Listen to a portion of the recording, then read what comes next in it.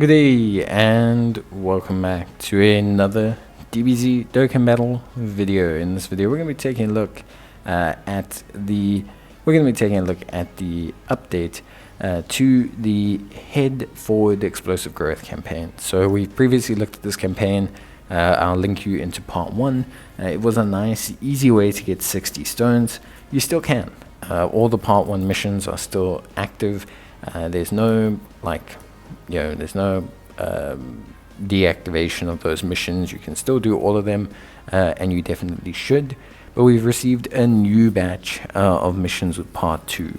A lot of them are to do with very simple things. So basically the one section of missions is doing super strikes, so maxing out super strike Xeno Trunks, maxing out super strike Xeno Vegeta, well, not Xeno Vegeta, sorry, Saiyan Saga Vegeta. And then there's a bunch of missions in regards to trying out like SBR and doing a bit of Infinite Dragon Ball history. The stones that you get from this one are not nearly as high as the previous one. You're getting around 14 stones here, which is okay.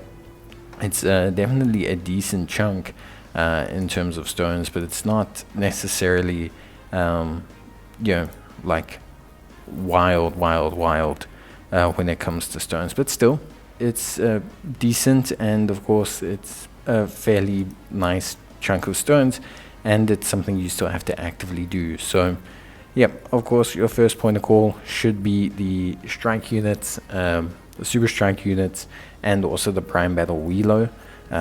Both of those are up right now. The events are up permanently, so, well, I say permanent, they're up for the extent or duration of these missions, so there's no reason why you shouldn't go and do them. The first one is going to be Saiyan Saga Vegeta. That's the one right at the bottom if you're some super elite. I'll leave a link to all of these in the top right hand corner, so if you need help you can go there. And then we have Xeno Trunks as well, so pretty straightforward. You kind of finish those two. Then of course under the challenge section there's the prime battle for Dr. Wheelo. So Dr. Wheelo and his prime battle, obviously very important. Dr. Wheelo, hasn't really had his campaign or anything yet, which is interesting. But besides from that, it's still pretty straightforward. Obviously, if you have already done the super strike units, you don't need to do them again. You still get the mission rewards from them, but you will need to do the super strike stages.